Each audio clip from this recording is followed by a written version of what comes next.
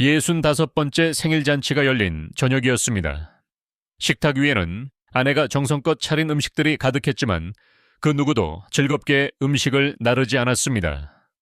무거운 침묵이 방 안의 공기를 짓누르고 있었고 그 침묵을 깨는 것은 오직 한 사람의 목소리뿐이었습니다. 제 아내의 남동생, 그러니까 제게는 손아래 처남이 되는 최민식이었습니다. 나이가 50줄에 들어선 그는 스스로를 재물 상담가라 부르며 늘 번쩍이는 옷차림을 하고 다녔습니다.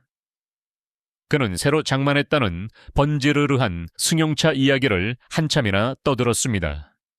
기름진 음식을 입안 가득 채우고 우물거리면서도 그의 입은 잠시도 쉬지 않았습니다. 저는 그저 말없이 앉아 있었습니다. 제 얼굴은 감정을 읽을 수 없는 가면과도 같았고 제 곁에 앉은 아내는 불안한 듯 조용히 옷자락만 만지작거리고 있었습니다. 한참이나 제 자랑을 늘어놓던 처남은 마치 선심이라도 쓰듯 거만한 태도로 제 어깨를 툭 쳤습니다. 그의 손길에는 존중이라고는 찾아볼 수는 없었습니다. 형님, 너무 기운 빠져 있지 마세요. 돈 버는 재주는 아무나 갖는 게 아니지 않습니까? 대신에 손재주는 그야말로 황금이시잖아요. 제가 받은 상패들을 놓아둘 진열장이나 하나 멋지게 만들어주시는 건 어떻습니까? 말을 마친 그는 큰 소리로 웃음을 터뜨렸습니다. 제 여동생은 남편의 무례함에 어쩔 줄 몰라 하며 어색하게 따라 웃었고 아내의 얼굴에는 짙은 수심이 드리워졌습니다. 그 웃음소리가 제 귓속을 칼날처럼 파고들었습니다. 평생을 나무와 함께 살아온 제 손에 대한 모욕이었고 제 인생 전체에 대한 조롱이었습니다. 그 순간까지 미동도 없이 앉아있던 제가 천천히 고개를 들었습니다. 제 얼굴에는 분노도 슬픔도 없었습니다. 오직 얼음장처럼 차가운 평온함만이 자리하고 있었습니다. 저는 나직하지만 방 안의 모든 사람이 똑똑히 들을 수 있는 목소리로 입을 열었습니다. 진열장이라? 물론 만들어줄 수 있지. 하지만 민식아, 그 전에 내게 먼저 보여주고 싶은 것이 하나 있구나. 네가 얼마나 대단한 성공을 거두었는지. 내가 이 손으로 직접 만든 짧은 영상물이 있거든. 제 말에 처남의 얼굴에서 웃음기가 사라졌습니다. 그는 무언가 잘못되었다는 것을 직감한 듯 보였습니다. 저는 품속에서 작고 아름답게 조각된 나무 조종기를 꺼냈습니다. 그것은 제가 며칠 밤을 세워가며 만든 것이었습니다. 저는 조종기를 벽에 걸린 커다란 영상기계를 향해 겨눴습니다. 단추를 누르자 화면이 환하게 빛나며 처남이 운영하는 회사의 이름이 떠올랐습니다. 그리고 그 위로 마치 피처럼 붉은 글씨가 겹쳐지며 나타났습니다. 사기라는 두 글자였습니다. 그 순간 식탁의 모든 움직임이 멎었습니다. 고기 한 점을 집어 입으로 가져가려던 처남은 그 자세 그대로 돌처럼 굳어버렸습니다. 그의 얼굴은 순식간에 하얗게 질렸고 자신만만하던 눈동자는 공포로 흔들리고 있었습니다. 방 안을 가득 채웠던 무거운 침묵은 이제 칼로 베일 듯한 섬뜩한 정적으로 변해 있었습니다. 화면이 암흑 속으로 사라졌습니다. 그리고 제 목소리가 조용히 울려 퍼졌습니다. 어떻게 우리가 이 지경까지 오게 되었는지 제대로 알려면 시간을 2년 전으로 되돌아가야만 합니다. 제 남은 인생이 이제부터 찬란하게 시작될 것이라고 굳게 믿었던 바로 그날로 말입니다. 안녕하십니까. 제 이야기를 들어주러 오신 모든 분들. 제 이름은 박진우이고 올해 65이 되었습니다. 저는 평생을 나무를 만지며 살아온 목수입니다. 지금 이 이야기를 어느 고장에서 듣고 계신지 궁금합니다. 계신 곳을 알려주시면 제 이야기가 멀리까지 닿는다는 생각에 큰 힘이 될 것 같습니다. 만약 제 이야기가 단 한 분에게라도 도움이 된다면 제가 겪은 모든 일들이 헛되지 않았다고 생각할 수 있을 겁니다. 부디 마지막까지 함께 해주시고 이야기가 끝나면 구독과 좋아요로 응원해 주시면 감사하겠습니다. 2년 전으로 돌아가 보겠습니다. 그날은 유난히 햇살이 좋았습니다. 제 작은 작업장 안은 갓 깎아낸 나무의 향기로 가득 차 있었지요. 저는 막 정교한 조각이 들어간 괴짝 하나를 완성하고 있었습니다. 제 평생의 자부심이 담긴 작품이었습니다. 저는 평생을 성실하게 일했습니다. 제 손으로 나무를 다듬어 가구를 만들고 그 가구들이 사람들의 집에서 오랫동안 쓰이는 것을 보는 것이 제 삶의 기쁨이었습니다. 퇴직을 하고 나면 그동안 모아둔 약간의 돈으로 작은 학교를 여는 것이 제 오랜 꿈이었습니다. 저처럼 나무를 사랑하는 젊은이들에게 제 기술을 가르쳐주고 싶었지요. 거창한 꿈은 아니었지만 생각만 해도 가슴이 따뜻해지는 소박한 바람이었습니다. 그때 아내가 따뜻한 차를 한 잔 들고 작업장으로 들어왔습니다. 우리는 말없이 서로를 바라보며 웃었습니다. 우리의 삶은 화려하지는 않았지만 단단한 나무처럼 견고하고 안정적이었습니다. 우리에게는 서로에 대한 믿음과 다가올 날들에 대한 조용한 기대가 있었습니다. 그 평화로운 오후를 깨뜨린 것은 처남 최민식이었습니다. 그는 값비싼 양복을 차려입고 나타났는데 먼지 쌓인 작업장과는 전혀 어울리지 않는 모습이었습니다. 그는 마치 구경이라도 온 사람처럼 작업장 안을 경멸적인 눈빛으로 훑어보았습니다. 형님, 아직도 이런 나무 부스럭이나 만지고 계십니까? 세상이 얼마나 변했는지 모르세요? 요즘 세상에는 돈이 돈을 버는 법이지 손에 못이 박이도록 일해서 버는 시대는 지났습니다. 그의 말에는 제 삶에 대한 노골적인 무시가 담겨 있었습니다. 저는 묵묵히 대답했습니다. 이 일이 평생 내 가족을 먹여 살렸네. 그리고 자네가 화면에서 보는 숫자들과는 달리 여기에는 사람의 온기가 담겨 있지. 처남은 코웃음을 쳤습니다. 온기요. 그 온기로 밥을 먹을 수 있습니까? 제가 형님께 진짜 돈이 되는 일을 제안하러 왔습니다. 형님과 누님이 여생을 왕처럼 편안하게 보낼 수 있는 절호의 기회 말입니다. 그는 작업대 위에 놓여있던 제 연장들을 한쪽으로 밀어내고 그 자리에 번쩍이는 종이 묶음을 펼쳐 놓았습니다. 제주도에 짓는다는 최고급 휴양시설의 조감도였습니다. 그림 속의 건물들은 현실이라고는 믿기지 않을 만큼 화려했습니다. 처남은 오직 특별한 사람들에게만 기회가 주어진다며 저를 위해 특별히 자리를 하나 마련했다고 목소리를 높였습니다. 일하지 않아도 매달 돈이 들어오는 그런 꿈 같은 이야기였습니다. 이 작업장에서 100년을 일해도 만져볼 수는 없는 큰 돈을 벌게 될 것이라고 그는 확신에 찬 목소리로 말했습니다.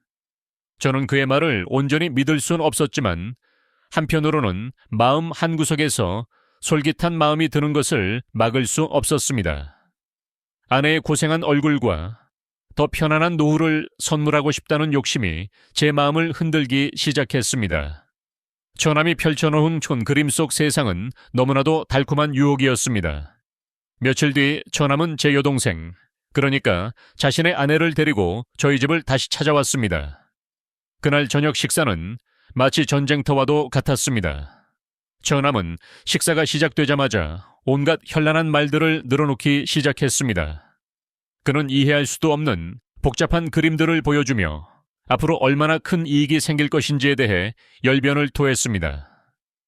이것은 아무에게나 오는 기회가 아닙니다. 오직 선택된 소수만이 참여할 수 있는 비밀스러운 모임 같은 것이지요. 자리가 얼마 남지 않았기 때문에 지금 결정하지 않으면 평생 후회하게 될 겁니다. 그의 말은 마치 잘 짜인 연극 대사처럼 매끄러웠습니다. 제 여동생은 남편의 말에 힘을 보태며 저를 간절한 눈으로 바라보았습니다. 오빠, 이건 우리에게 다시 없을 기회야. 민식 씨가 우리를 속이겠어? 한 가족인데. 우리 평생 아끼고만 살았잖아. 이제는 좀 편안하게 살아보자. 여동생의 눈에는 더 나은 삶에 대한 열망이 가득했습니다. 평생을 저와 함께 고생해 온 아내 역시 흔들리는 듯했습니다. 아내는 제 여동생의 빛나는 눈빛과 처남의 자신감 넘치는 말을 들으며 조심스럽게 제게 말했습니다. 여보, 어쩌면 저 사람 말이 맞을지도 몰라요. 우리도 이제 쉴 때가 되지 않았나요? 가족들의 끊임없는 설득에 제 마음은 점점 더 복잡해졌습니다. 저는 평생을 제 손으로 만질 수 있고 눈으로 확인할 수 있는 것들만 믿고 살아온 사람이었습니다. 그래서 처남에게 구체적인 것들을 물었습니다. 건물을 짓는 회사는 어디인가? 만약 일이 잘못되었을 때 책임을 지겠다는 약조 문서는 있는가? 이런 그림 종이 말고 진짜 서류를 보여주게. 하지만 처남은 제 질문들을 교묘하게 피해갔습니다. 그는 기밀 유지나 사업상의 비밀 같은 어려운 말들을 사용하며 오히려 저를 나무랐습니다. 형님, 저를 그렇게 못 믿으십니까? 제가 누구를 위해 이렇게 애쓰고 있는데요. 다 형님과 누님을 위해서입니다. 그의 말에 저는 더 이상 아무 말도 할 수 없었습니다. 마치 제가 가족의 밝은 미래를 가로막는 고집불통 늙은이가 된 것 같은 기분이 들었습니다. 결국 저는 무너지고 말았습니다. 아내에게 편안한 노후를 선물하고 싶다는 마음, 그리고 가족들의 기대를 저버릴 수 없다는 압박감이 저를 짓눌렀습니다. 며칠 후 저는 처남의 사무실을 찾아갔습니다. 사무실은 온통 번쩍이는 것들로 가득 차 있었지만 어딘지 모르게 텅 비어 보였습니다. 처남이 내민 서류는 글씨가 너무 작고 내용도 어려워서 제대로 읽어볼 엄두도 나지 않았습니다. 그는 그저 형식적인 절차일 뿐이라며 저를 안심시켰습니다. 저는 떨리는 손으로 서류에 제 이름을 적고 도장을 찍었습니다. 그것이 제 평생의 보금자리인 집과 제 삶의 전부였던 작업장을 담보로 돈을 빌리는 계약서라는 사실을 그때는 까맣게 몰랐습니다. 제가 도장을 찍는 순간 처남의 입가에 스쳐 지나간 희미한 미소를 저는 보지 못했습니다. 그저 이제 모든 것이 잘 될 것이라는 막연한 희망에 부풀어 있었을 뿐입니다. 그날 저는 제 손으로 제 인생을 나락으로 밀어넣는 서류에 도장을 찍고 말았습니다. 그렇게 반년이라는 시간이 흘렀습니다. 제 삶은 겉으로는 변한 것이 없었지만 속으로는 조금씩 썩어 들어가고 있었습니다. 처남이 약속했던 매달 들어온다는 돈은 단 한 푼도 구경할 수 없었습니다. 처미음 몇 번은 전화를 걸면 그가 받기는 했습니다. 그는 늘 바쁜 척하며 온갖 핑계를 댔습니다. 행정 절차가 조금 늦어지고 있습니다. 이탈리아에서 들여오기로 한 대리석이 세관에 묶여서 공사가 지연되고 있습니다. 그의 목소리는 여전히 자신감에 차 있었지만 저는 그 말을 더 이상 믿을 수는 없었습니다. 그리고 얼마 지나지 않아 그는 아예 제 전화를 받지 않기 시작했습니다. 전화를 걸면 늘 통화 중이거나 전원이 꺼져 있다는 안내만 흘러나왔습니다. 제 마음속에는 불안의 그림자가 짙게 드리워졌습니다. 그러던 어느 날 저녁, 저는 우연히 저녁 뉴스를 보게 되었습니다.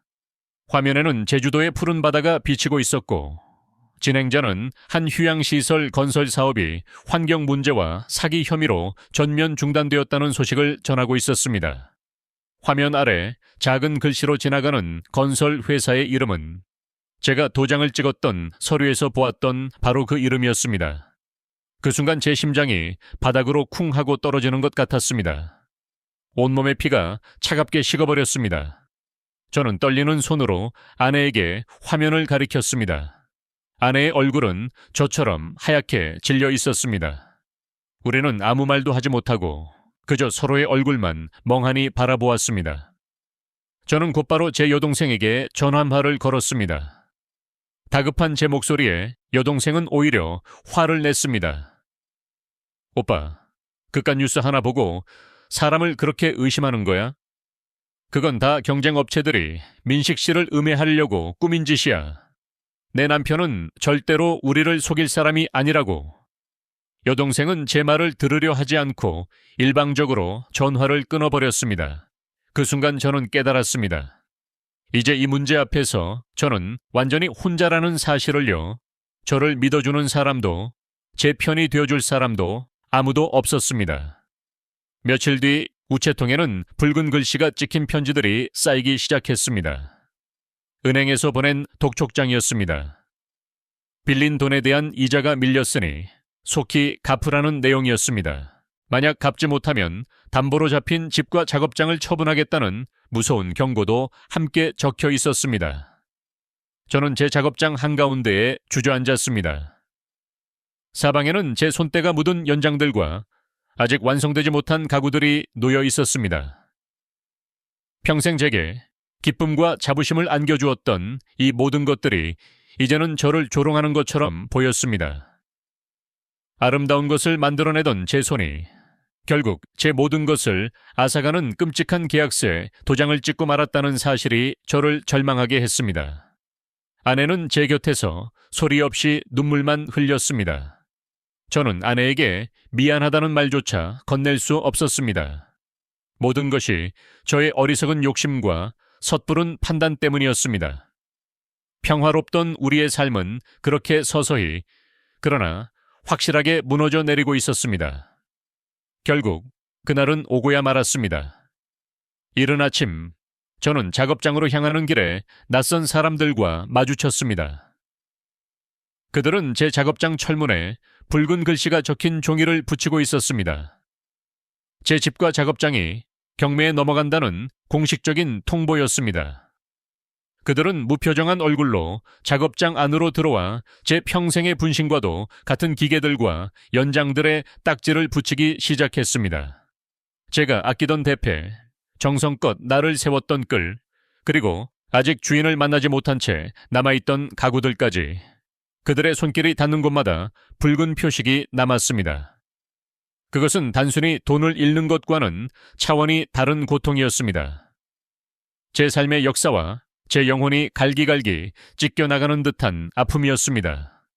그 순간 제 마음속에서 무언가 툭 하고 끊어지는 소리가 들렸습니다. 슬픔과 절망이 있던 자리에 차갑고 날카로운 분노가 싹트기 시작했습니다. 저는 넋 나간 사람처럼 그 자리를 떠나 무작정 서울로 향했습니다. 처남의 사무실이 있던 건물 앞에 섰을 때 저는 예상대로 그의 회사가 사라진 것을 확인했습니다. 하지만 저는 포기하지 않았습니다. 건물 1층에 있는 안내판을 샅샅이 훑어보던 제 눈에 낯선 이름 하나가 들어왔습니다. 미래 비전 동반자. 그리고 그 옆에 적힌 대표자의 이름은 바로 최민식이었습니다. 그는 그저 간판만 바꿔 달고 같은 자리에서 버젓이 새로운 사기 행각을 벌이고 있었던 것입니다. 저는 건물 건너편에 숨어서 그를 기다렸습니다. 얼마 지나지 않아 그는 값비싼 새 옷을 입고 의기양양하게 건물 밖으로 나왔습니다. 그는 누군가와 통화를 하며 큰 소리로 웃고 있었고 반짝이는 새 승용차에 올라 유유히 사라졌습니다. 그는 저를 비롯한 다른 사람들의 고통을 양분 삼아 더욱더 번창하고 있었습니다.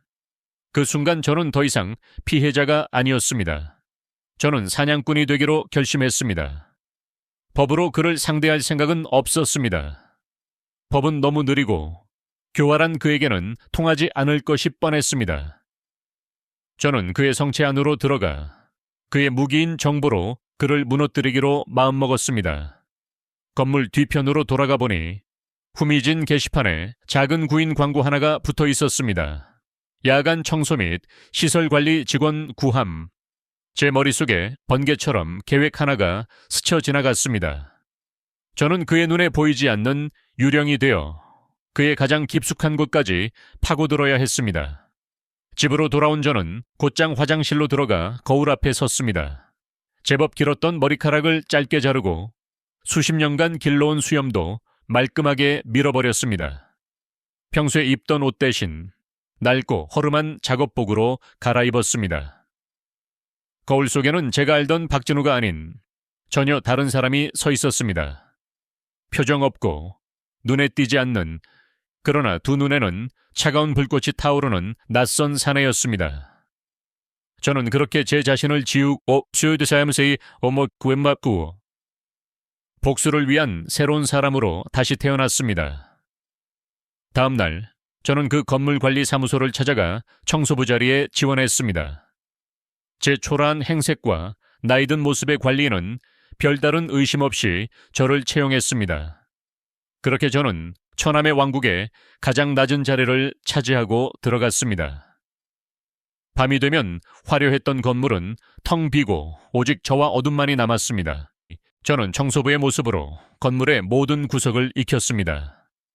직원들의 퇴근 시간, 감시 화면이 비추지 않는 사각지대, 그리고 각 사무실의 잠금 장치가 어떤 종류인지까지 저는 모든 것을 제 머릿속에 그렸습니다. 저는 더 이상 목수가 아니었습니다. 저는 정보를 수집하는 첩보원이었습니다. 아무도 신경 쓰지 않는 늙은 청소부라는 역할은 제게 완벽한 위장이 되어 주었습니다. 복수는 차갑고 정교하게 진행되었습니다. 평생을 나무의 미세한 결을 다루며 살아온 제게 인내심과 세밀함은 익숙한 것이었습니다. 어느 날 밤 저는 처남의 사무실 쓰레기통에서 잘게 조각난 종이들을 발견했습니다. 그는 중요한 서류들을 파쇄기에 넣어 업아세버렸던 것입니다. 저는 그 종이 조각들을 조심스럽게 제 작업복 주머니에 쓸어 담았습니다. 그리고 모두가 잠든 새벽, 청소부 휴게실의 희미한 불빛 아래에서 저는 수백 개의 종이 조각들을 맞추기 시작했습니다. 그것은 마치 복잡한 그림 맞추기 같았습니다. 며칠 밤낮을 꼬박 세운 끝에 저는 마침내 그가 새로 끌어들인 피해자들의 이름과 투자 금액이 적힌 계약서들을 복원해냈습니다. 제 손은 나무 대신 그의 죄악이 담긴 증거들을 꿰매고 있었습니다. 또 다른 밤에는 늦게까지 사무실에 남아있던 처남이 누군가와 통화하는 소리를 엿듣게 되었습니다. 그는 전화기 너머의 상대에게 거들먹거리며 말하고 있었습니다. 그 늙은이들은 참 다루기 쉬워. 평생 모은 돈을 자기 발로 가져와서 바치니 말이야. 나는 그저 그 짐을 덜어주는 것뿐이라고. 저는 재빨리 낡은 제 휴대전화의 녹음 기능을 켰습니다. 그의 오만하고 잔인한 목소리가 어둠 속에 고스란히 기록되었습니다. 며칠 후에는 기록 보관실에 낡은 자물쇠가 고장났다는 핑계로 제가 수리를 자처했습니다. 평생 연장을 다뤄온 제게 자물쇠 하나쯤 고치는 것은 식은 죽 먹기였습니다. 저는 일부러 시간을 끌며 수리하는 척했고 그 짧은 시간 동안 보관실 안에 있던 투자자 명단과 그의 자금 흐름이 담긴 장부들을 휴대전화로 와처로 모두 촬영했습니다. 그의 돈이 어떻게 해외의 낯선 계좌로 흘러 들어가는지 그 모든 과정이 제 손안에 들어왔습니다. 제가 밤마다 어디선가 일을 한다는 것을 알게 된 아내는 몹시 걱정했습니다. 그녀는 제가 그저 생계를 위해 힘든 일을 한다고만 생각했습니다. 여보, 너무 무리하지 마세요. 우리 어떻게든 살아갈 수 있어요. 아내는 제 손을 잡으며 눈물을 글썽였습니다. 저는 아내에게 차마 진실을 말할 수밖에 없었습니다. 그저 아내를 말없이 안아주었습니다. 그 포옹 속에는 미안함과 함께 반드시 모든 것을 바로잡겠다는 굳은 약속이 담겨 있었습니다. 제 작은 휴게실 벽에는 이제 처남 사무실의 도면과 함께 제가 모은 증거들이 날짜별로 정리되어 붙어 있었습니다. 저는 달력을 보며 제 여동생의 생일날에 붉은 동그라미를 쳤습니다. 그날이 바로 심판의 날이 될 것이었습니다. 모든 것을 잃은 한 늙은 목수의 조용한 방역이 막바지를 향해 가고 있었습니다. 마침내 심판의 날이 밝았습니다. 우리는 다시 그 어색하고 불편한 생일잔치 식탁에 둘러앉았습니다. 그리고 저는 이야기의 처음으로 돌아가 제 손으로 만든 나무 조종기의 단추를 눌렀습니다. 화면에는 처남의 회사 이름과 함께 사기라는 붉은 글씨가 선명하게 떠올랐습니다. 처남의 얼굴이 하얗게 질리는 것을 시작으로 제가 몇 달간 밤을 새워 준비한 영상이 천천히 재생되기 시작했습니다. 첫 번째 화면에는 제가 조각난 종이들을 이어 붙여 복원한 계약서들의 사진이 나타났습니다. 그곳에는 저처럼 평생 모은 돈을 잃게 될 새로운 피해자들의 이름이 빼곡히 적혀 있었습니다. 이어서 스피커에서는 처남의 목소리가 흘러나왔습니다. 그 늙은이들은 참 다루기 쉬워. 평생 모은 돈을 자기 발로 가져와서 바치니 말이야. 그의 잔인한 목소리가 방 안을 가득 채우자 제 여동생은 믿을 수 없다는 듯 남편을 쳐다보았습니다. 화면은 쉴 새 없이 넘어갔습니다. 제가 기록 보관실에서 몰래 촬영한 장부들이 나타났습니다. 복잡한 숫자와 화살표들은 그의 돈이 어떻게 여러 단계를 거쳐 해외의 낯선 계좌로 흘러 들어가는지를 명확하게 보여주고 있었습니다. 마지막으로 화면에 나타난 것은 그가 다음 사기를 위해 준비하고 있던 새로운 사업 계획서였습니다. 더욱더 교묘하고 악랄한 방법으로 사람들을 속이려는 그의 계획이 만천에 드러나는 순간이었습니다. 처남은 자리에서 벌떡 일어나 영상 기계를 끄려고 달려들었습니다. 하지만 저는 그의 앞을 막아서며 나직하게 말했습니다. 소용없다. 지금 이 영상은 여기 있는 계약서 속 모든 사람들에게 이미 전달되었으니까. 물론 세무서와 경찰서에도 함께 보냈지. 제 말에 처남은 그 자리에 주저앉고 말았습니다. 그 순간 제 여동생이 날카로운 비명을 지르며 제게 달려들었습니다. 오빠, 어떻게 가족한테 이럴 수가 있어? 어떻게? 그녀의 눈에서는 눈물이 쉴 새 없이 흘러내렸습니다. 저는 그동안 억눌러왔던 모든 감정을 담아 처음으로 목소리를 높였습니다. 그 목소리에는 분노보다 더 깊은 슬픔이 담겨 있었습니다. 가족에게 그런 짓을 한 것은 내가 아니라 바로 저 사람이다. 저 사람은 단순히 내 돈을 훔친 게 아니야. 너의 나에 대한 믿음을 훔쳤고 내 아내의 평온한 노후를 앗아갔다. 그리고 내 이름과 내 평생의 자부심을 더럽혔어. 저는 무너져 내린 처남을 차갑게 내려다보며 말을 이었습니다. 나는 돈을 되찾으려는 게 아니다. 내 마지막 남은 존엄을 되찾으려는 것이다. 너는 내게서 작업장을 빼앗아 갔지만 대신 새로운 기술을 가르쳐 주었지. 더러운 것을 찾아내서 세상에 드러내는 기술 말이다. 그 순간 식탁에 앉아있던 모든 사람들은 말이 없었습니다. 방 안에는 오직 제 여동생의 흐느낌과 한 남자의 인생이 송두리째 무너져 내리는 소리만이 가득했습니다. 그렇게 모든 것이 끝났습니다. 식탁 위에는 싸늘하게 식어버린 음식들만이 남아있었습니다. 제 여동생은 넋이 나간 사람처럼 소파에 주저앉아 있었고 처남은 고개를 숙인 채 아무 말도 하지 못했습니다. 아내는 제 곁으로 다가와 조용히 제 손을 잡아주었습니다. 그녀의 손은 떨리고 있었지만 그 온기는 제게 큰 위로가 되었습니다. 저는 더 이상 그곳에 머물 이유가 없었습니다. 밖으로 나오자 차가운 밤 공기가 제 뺨을 스쳤습니다. 저는 깊은 숨을 내쉬었습니다. 가슴을 짓누르던 무거운 돌덩이가 사라진 듯 했지만 마음 한편은 여전히 텅 비어 있었습니다. 복수는 끝났지만 상처는 그대로 남아 있었습니다. 몇 달의 시간이 흘렀습니다. 저는 잃어버렸던 큰돈을 되찾지는 못했습니다. 하지만 빚을 모두 청산하고 도시 외곽에 작은 작업장을 다시 열 수 있었습니다. 예전처럼 크고 좋은 곳은 아니었지만 그곳에는 다시 나무 향기가 가득했고 제 손으로 무언가를 만들어낼 수 있다는 기쁨이 있었습니다.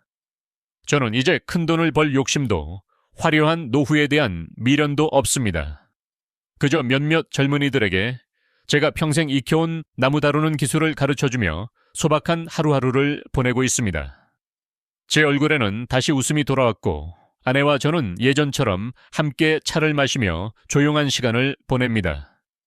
어느 날 저녁, 작업장 구석에 놓인 낡은 영상 기계에서 뉴스가 흘러나왔습니다. 화면에는 수갑을 찬 채 고개를 숙이고 있는 처남의 모습이 스쳐 지나갔습니다. 저는 그를 보며 아무런 감정도 느끼지 못했습니다. 그저 조용히 영상 기계를 껐습니다. 그의 시간은 끝났고 저의 시간은 이제 다시 시작되고 있었습니다. 그들은 우리의 돈과 집, 그리고 직업까지도 빼앗아 갈 수 있습니다. 하지만 우리가 스스로 포기하지 않는 한 절대로 빼앗을 수 없는 것이 하나 있습니다. 바로 우리 자신의 존엄입니다. 때로는 가장 밑바닥까지 내려가야만 그곳을 딛고 다시 솟아오를 수 있는 힘을 얻게 됩니다. 모든 것을 잃고 처음부터 다시 시작하는 것을 두려워하지 마십시오. 0이라는 숫자는 끝이 아니라 새로운 시작을 의미하는 것일지도 모릅니다. 제 긴 이야기를 마지막까지 함께 들어주셔서 진심으로 감사합니다. 여러분께서 남겨주신 응원의 말씀들이 제게는 큰 힘이 되었습니다. 만약 제 이야기가 여러분의 마음에 작은 울림을 주었다면 채널을 구독해주시고 좋아요를 눌러주시면 정말 감사하겠습니다. 앞으로도 평범한 사람들이 어떻게 역경을 이겨내고 자신의 가치를 증명하는지에 대한 이야기들을 계속해서 들려드리겠습니다. 부디 모두 건강하시고 늘 경계하는 마음을 잃지 마시길 바랍니다.